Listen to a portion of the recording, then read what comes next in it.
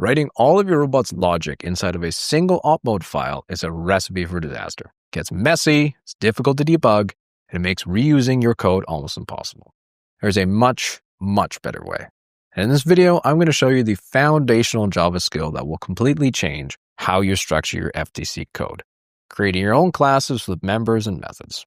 Mastering this is the difference between having a chaotic program and building a clean, powerful, and reusable codebase that makes programming your robot significantly easier, especially under the pressures of a competition.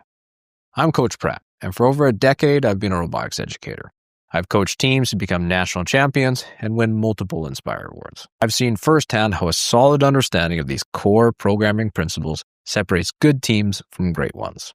So today, I'm going to run you through what class members are, how do you work with parameters and return types, what are methods, and then we'll build our very own first custom class method from scratch and pull it into our OpMode to be able to see it in action. By the end of this, you'll have a clear framework for organizing your code and practical exercises to lock this skill in. Let's get a little more nitty-gritty into Java specifics and object-oriented programming. When you create a class, so that is in your Android Studio, that is these guys here. That's your Hello World class, your Gamepad practice class, your if practice, your variable practice. When you're making these, making a model or a blueprint of something, you're kind of making a object that other things can pull that data from. So classes have both data and functions inside them. Data are things like your variables, and that's called your member. And functions are called methods in Java specifically. And you can actually have classes use members and methods from other classes. So for example, we've already used one of these things. Like in a previous example, we've used a string. And a string is actually an object from a string class. And it has its own members associated with it, its own methods associated with it. Now, I know that sounds like a whole lot right now, but we'll get into it. So let's go ahead and let's make a new class here. We're going to go ahead and inside of our team code, we're going to right-click, make a new Java class, and we're going to call this one team member practice. Now inside, it's going to be a public class, team member practice. It's going to extends OpMode as usual. And then above, we're going to say at teleop. Now, if you remember, all of our OpMode methods need two methods inside of them.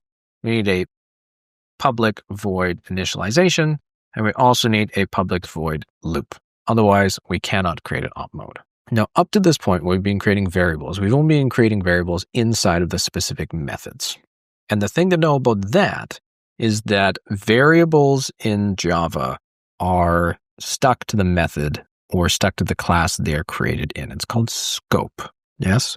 So for example, if inside of my void statement, maybe let's say I have a double, that's called an X. And if I were to say if X is greater than 0.5, I forgot parentheses. There's my Python coming back. We can say that y, or let's make a new double, y is equal to 10. So if at any point, let's say we were to manage to change that x, and we were to grab that y, and then we want to do something like a new double, and we'll say double sum is equal to x plus y. This is never going to work because this y does not exist unless this if statement were true. So this statement here has access to both the x and the y. But this statement does not have access to the y because the y only gets created if we were to do that inside of our if statement. So that's what I mean when I'm talking about scope. Inside of our method, you can have variables that relate to just a specific method, be it loop or be it initialization. Or you can actually declare variables in the class itself, and then all methods have access to that variable. So let's go ahead and try that. So what I can do is I can actually create a new variable. Let's call this one a new Boolean. I will say a Boolean is going to be called init done, or init finished would be what we're going to be calling this one. So we're going ahead and we're going to say telemetry dot add data, and we're going to say init, comma, and then we're going to grab our variable init done. the semicolon. And then after we have printed that statement, we're going to actually change the value of our init done. And init done is going to be equal to true with a lowercase. Then inside of our loop, let's go ahead and add that telemetry.addData. And we're going to go ahead and add the init. And then we're going to call the variable init done. So now as we run this to our code, what we would expect to happen is we should run the initialization. It's going to currently say false. Then it's going to set that init statement to true. However, the telemetry data is not actually going to update at this point. Then once we click play to actually go inside of the loop itself, that's when it's going to show the initialization as being done, and that should say true. So let's head on over to the driver hub and see what that actually is. So now we're going to compile. Let's go into Telia, select main practice. We'll click init, and we'll notice that right now it's saying false, but we just set it to true. So if we click play, now in our loop, it is now updating telemetry to say that it is true. Now, up to this point, we've only been using methods that are within the OpMode. So a method for initialization and a method for loop. But you can actually create your own methods that can do different things. So let's go ahead and create a method that allows us to take a number, multiply it by itself, and then retain if it was positive or negative. So for instance, if we were to take -4, multiply it by itself, we want it to retain its negative sign as -16. So we're going to make our method underneath our initialization method. And we're going to say double square input with sign. And this is the name of our method, square input with sign, just like we had with the other one. We're going to open up a parentheses, and you can either give a method something called an argument, or you can give data to the method or not. In this case, we're going to give it a double called input. This is a special type of variable called a argument. And if all an argument is it's a variable that you just use within the method. Okay? It sounds really fancy, but it's just a variable that's only used inside of that method. We're going to open up our squirrely brackets, and we're going to make a double output variable, and it's going to be equal to input multiplied by input. Put in a semicolon. And if our input was less than 0, oops, I forgot to put that around parentheses. If our input was less than 0, we're going to say our output. So output is going to be multiplied by -1. We return output. Oops, and I spelled output wrong there. So if we look at this method, we now have square input with sign, and it takes some sort of variable. And you notice we're going to use this right away. We're going to say input multiplied by input. So let's actually practice this one or try it out inside. So I'm going to create a new double, and we're going to call this one the y-axis. And it's going to be equal to the left gamepad1.left stick y. First thing we're going to do is we're just going to print its current value. So we're going to say telemetry.addData. We're going to add in the left stick normal. And we're going to add in the y-axis. Then we're going to apply our method to this number. So we are going to say that the y-axis is now going to be equal to square input with sign. And we need to put some sort of value in this when we call this. Because right now, if we were to run this right now, this method is not going to be able to do anything because it expects something as input. So we're actually going to give it a value, and we're going to give it the value of y-axis. So we're going to reassign y-axis to, at this point, y-axis is going to be this input. So we're going to say y-axis multiplied by y-axis. And if the y-axis was originally negative, we're going to multiply it by a negative again. So that we stay with that sign being negative. Then we're going to do our telemetry.addData again. And we're going to say our left stick modified. And we're going to put in our y-axis data again.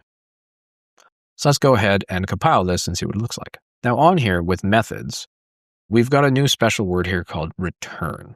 And a return basically means that some methods give data back. Some methods don't. So this initialization does not give any data back. It simply just runs the method and then that's it.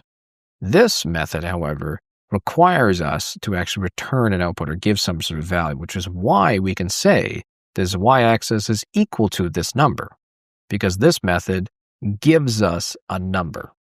This method does not give us a number.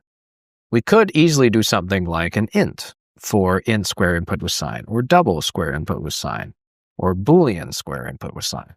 So you can have methods return specific types of data, and it's important to declare that on methods just like you declare that on variables themselves. If on your method you do not have any sort of return type, you'll notice that it says public void or public void in it. In this case, it means we don't have a return type in here, whereas this double means that we have a double as a return type. So let's go over to the driver station, and we'll go ahead and run our team member practice, our init statement, and our main loop. And we'll now notice that initialization is true, our left stick normal, and our left stick modified.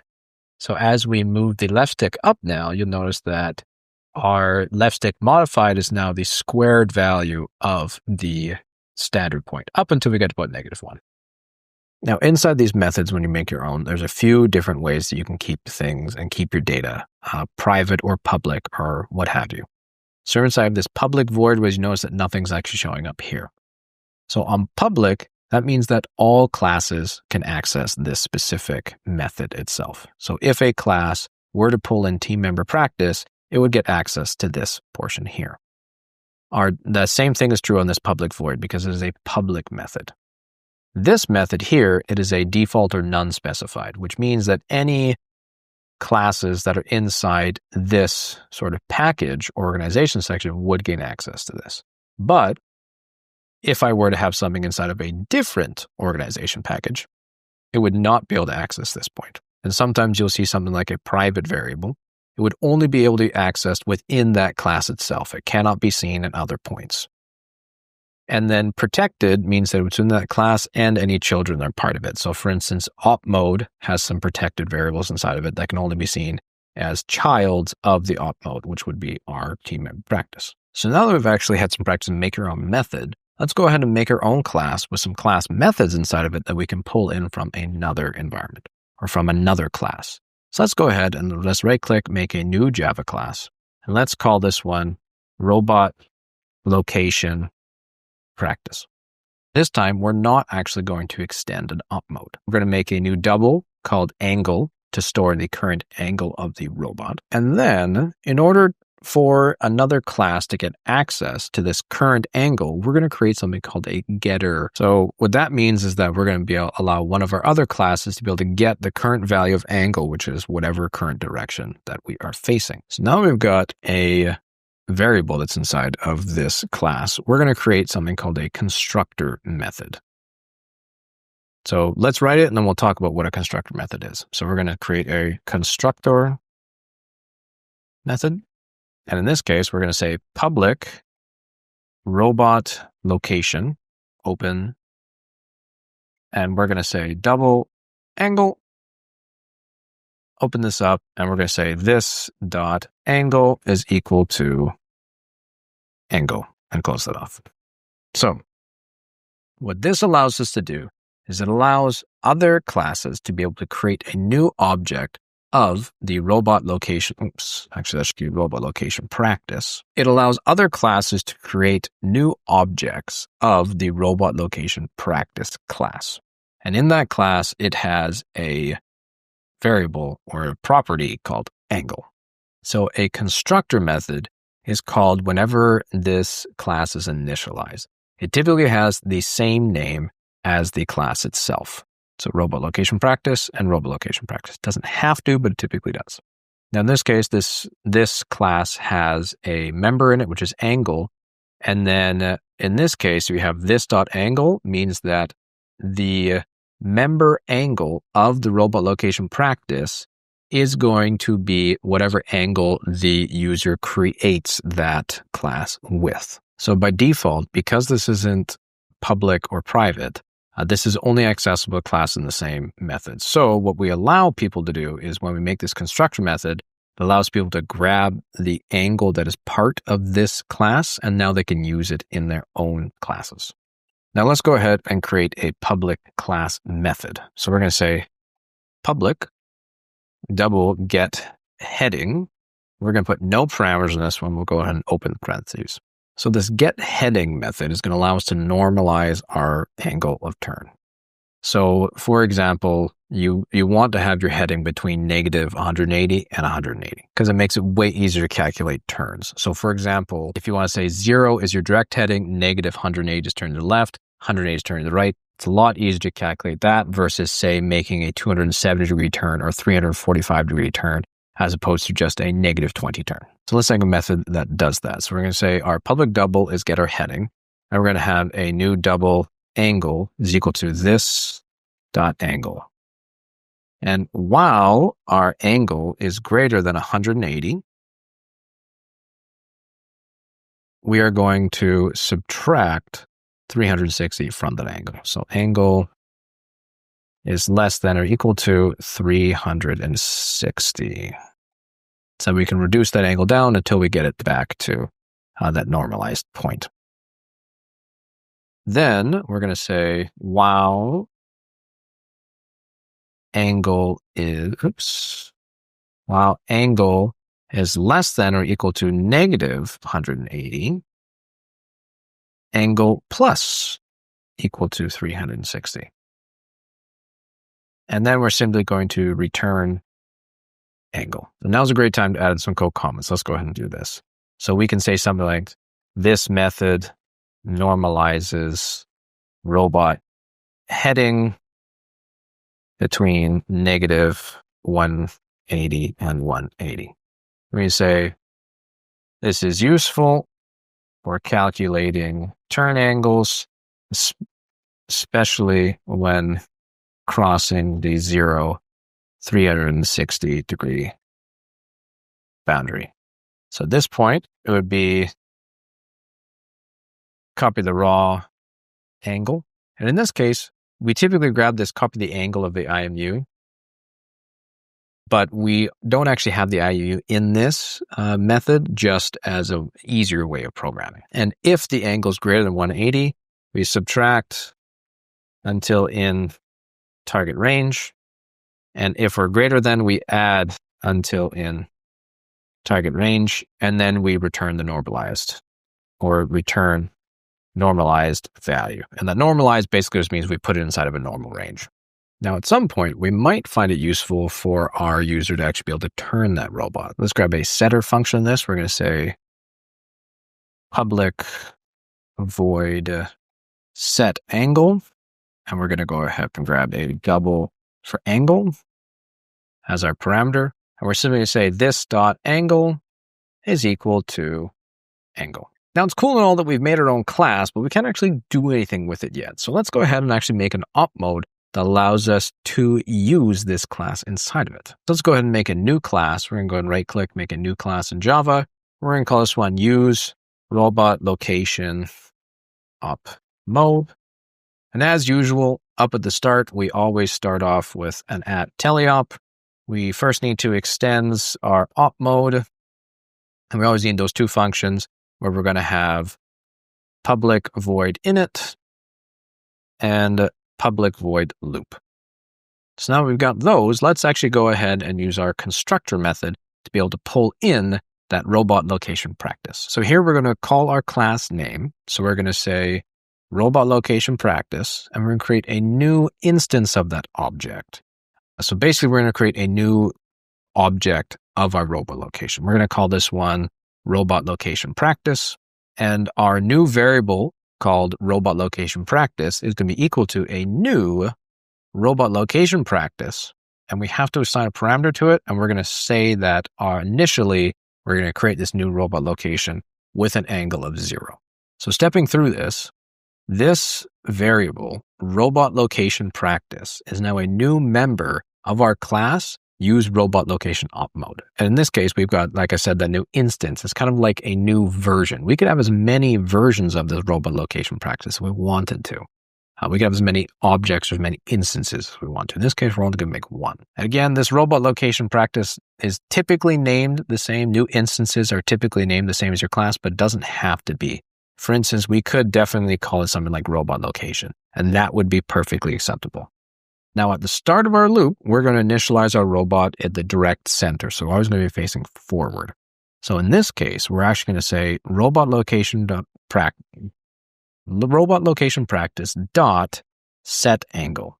You notice that this set angle is actually the method that we wrote down here. This is the set angle. So we need to make sure that we give it an initial value of 0. So by doing this, what we've done is we've actually called the method that we created here inside our robot location practice class.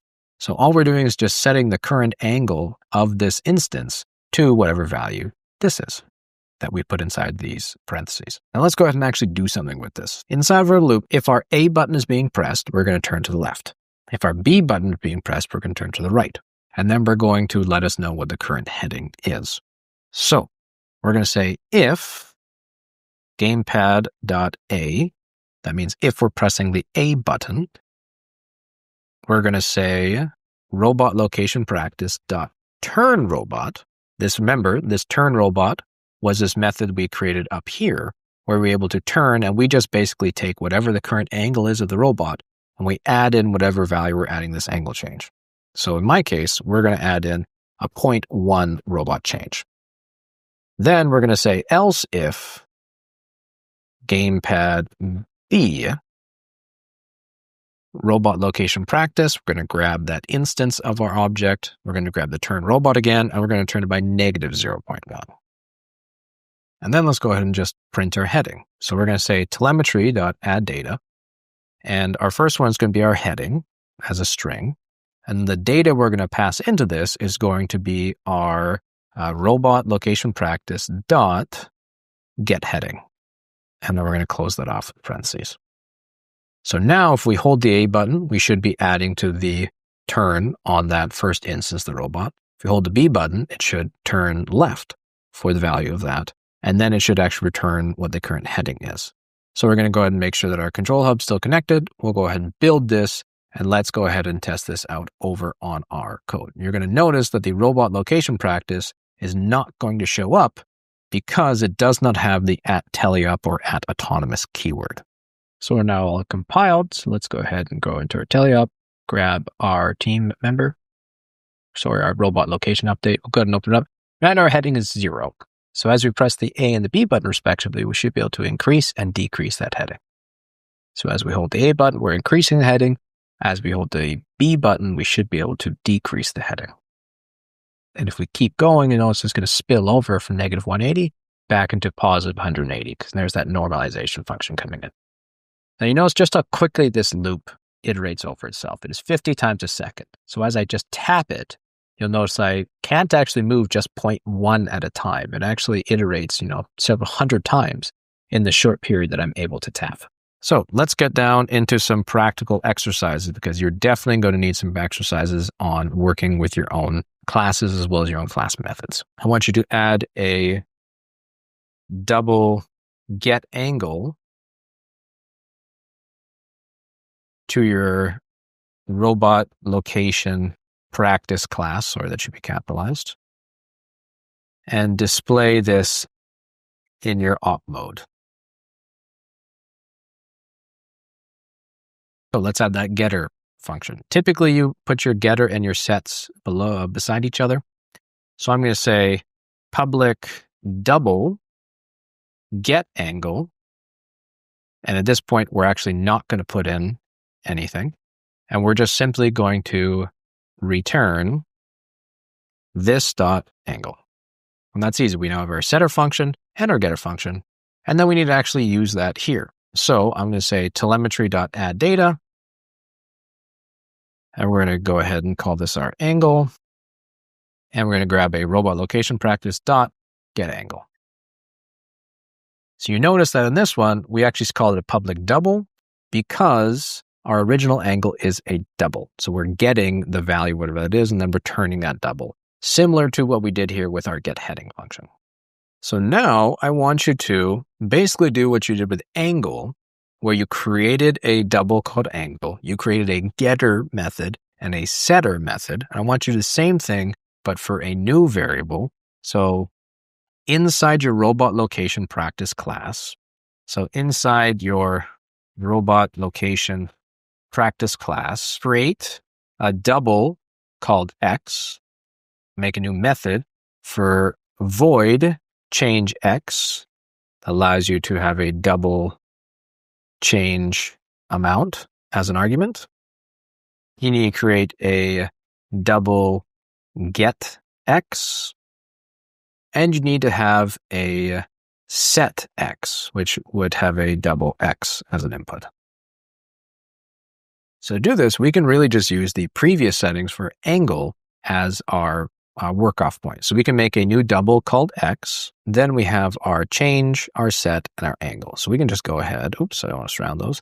We just go ahead and do the same thing, but for our x instead. So I'm going to say a public void change x, where I have this with a double with our change amount as our parameter. And in here, we can say that x is plus equal to our change amount. So this is our changing function where we can add values to x. We also need to have a set or a setter function so we can set what that x is going to be. And this is going to be a public void set x, and we're going to call this with a double x. And then this dot x is simply equal to our x that we've called up here as our argument. So that's our setter function. And the last one is going to be our getter function. We're going to make a new public double. So we're going to call this a public double get x with open and close. And then we're simply going to return this dot x. So now that you've created a new member variable inside of your robot location practice, I want you to actually do something with the OpMode. So inside of your OpMode, I want you to, when left D-pad pressed, add 0.1 to x. When right D-pad is pressed, subtract 0.1 to x. And then telemetry display your x value. And do not forget on this one, when you initialize your robot, you have to make sure that you set your x back to 0 at the start. Otherwise, it will remember what that previous value that it was set to. So let's go ahead and inside of our initialize statement, we're going to grab our robot location practice dot set x, and we're going to set it initially as 0. Then inside of our loop here, we're going to have a new if statement that is separate from our if-else if, because we'd like to be able to do our A and B on one side and our left and right because they have independent variables. So rather than saying it as an if, else if, else if, else if, you want to have an if, else if, new else if chain where I'm going to say if gamepad1 dot D-pad left, open up parentheses, we're going to grab our robot location practice dot change x by 0.1. Then else if gamepad1 dot D-pad right, that means we've now pressed the right side of our D-pad. It's going to be robot location dot practice dot change x, and we're going to change it by negative 0.1.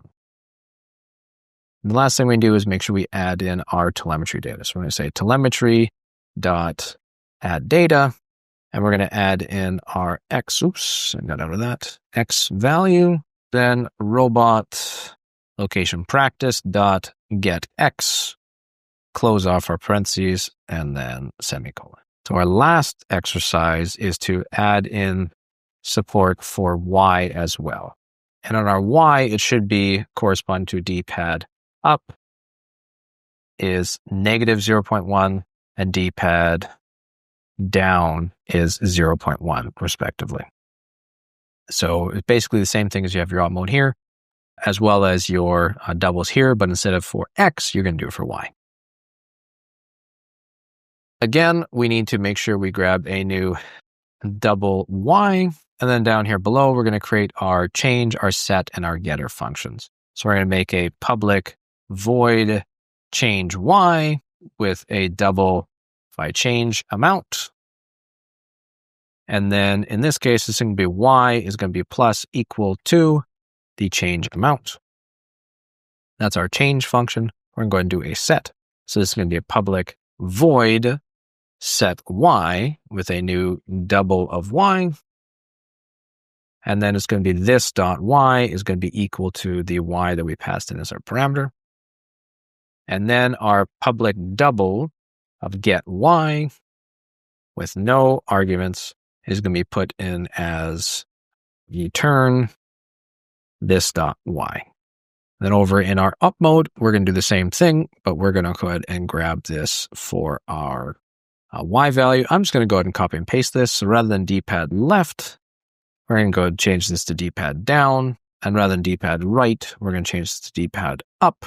And rather than change x, it's going to be change y because it's the exact same function. Change y. And then we're going to do our telemetry.addData. This is going to be our y value. And then our robot location practice.get y and semicolon to finish that off.